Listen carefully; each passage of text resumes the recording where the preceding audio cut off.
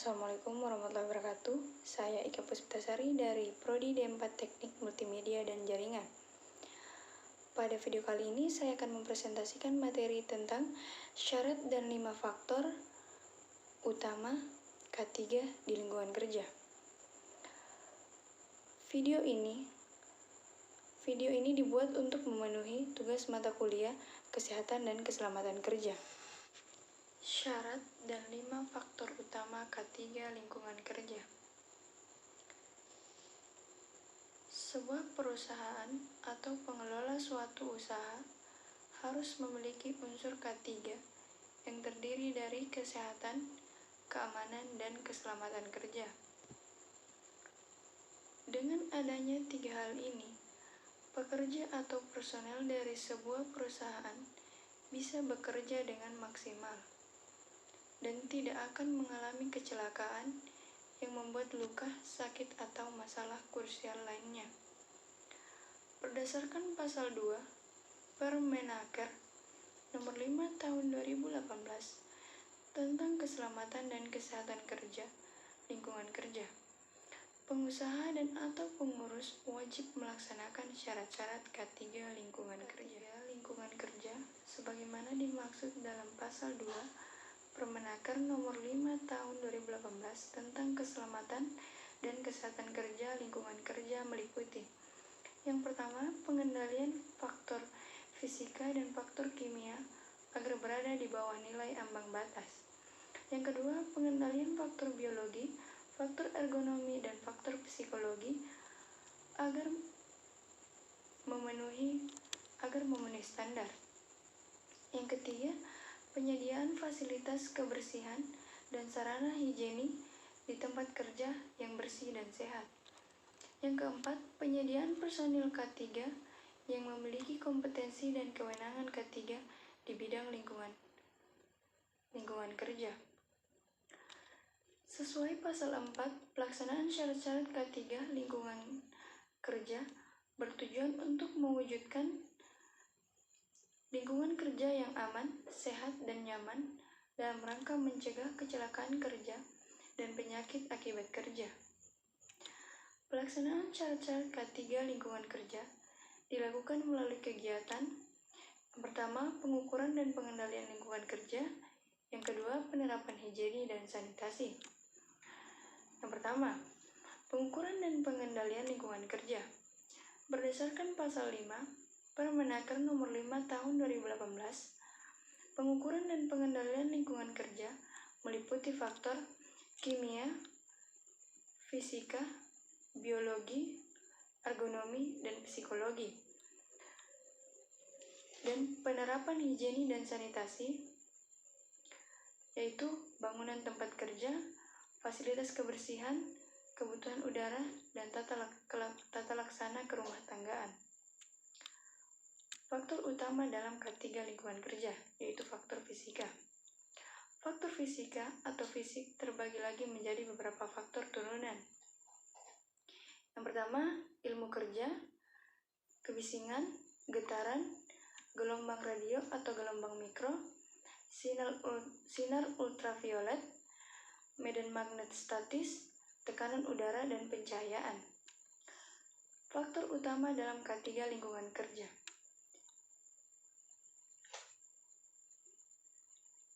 Penanganan faktor fisika ini cukup kompleks karena setiap faktor turunan memiliki cara yang spesifik.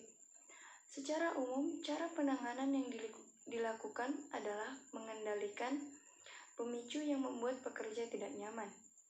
Informasi lengkap terkait penanganan bisa dilihat pada Permenaker Nomor 5 Tahun 2018 Pasal 8-19. Faktor kimia. Faktor kimia ini berhubungan dengan hal-hal berbau kimia dan perlindungan pada pekerja atau masyarakat umum di sekitar perusahaan.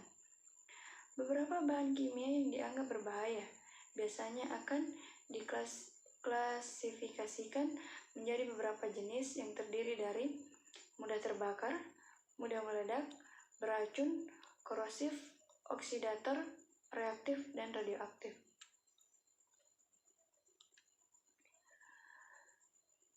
Penanganannya, Selain itu, bentuk dari zat kimia mulai dari padat, cair, dan gas di lingkungan juga harus diperhatikan dengan baik.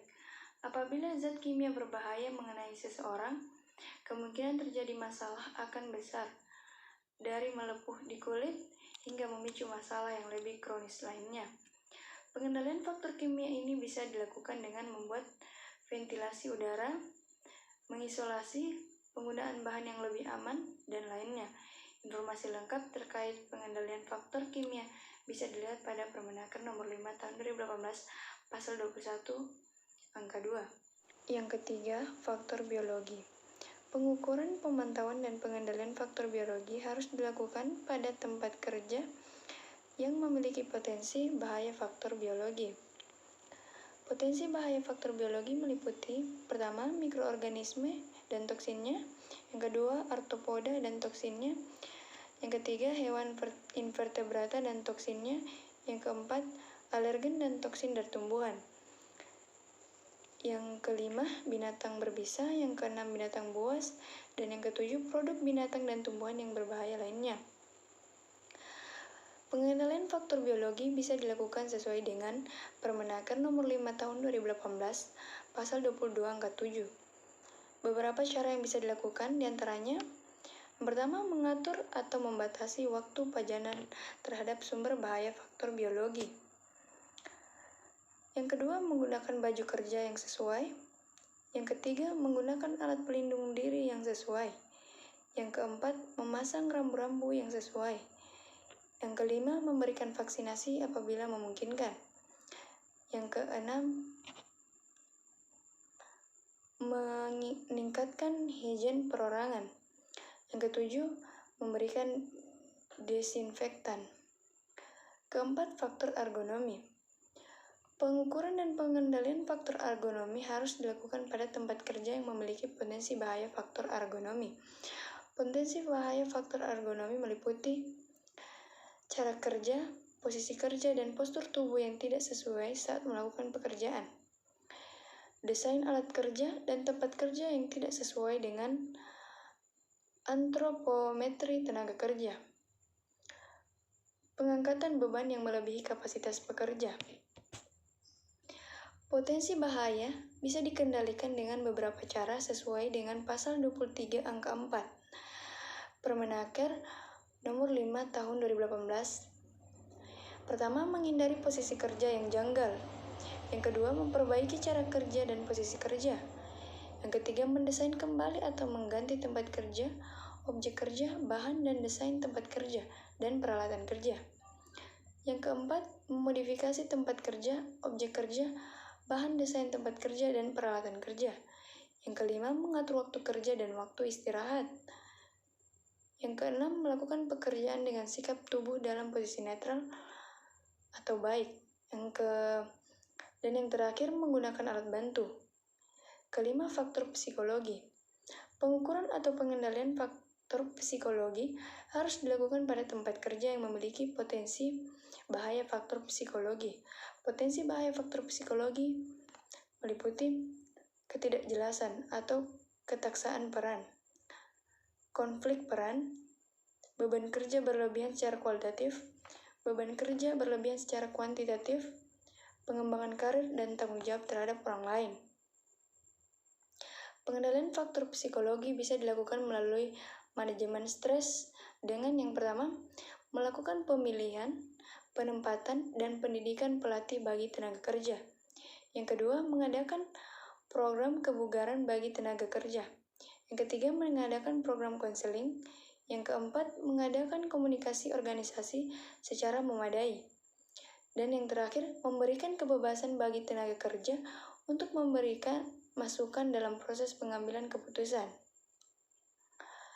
Informasi lengkap terkait penanganan faktor psikologi bisa dilihat pada pasal 24 angka 5 Permenaker nomor 5 tahun 2018 untuk lebih jelasnya. Sekian dari saya. Wassalamualaikum warahmatullahi wabarakatuh.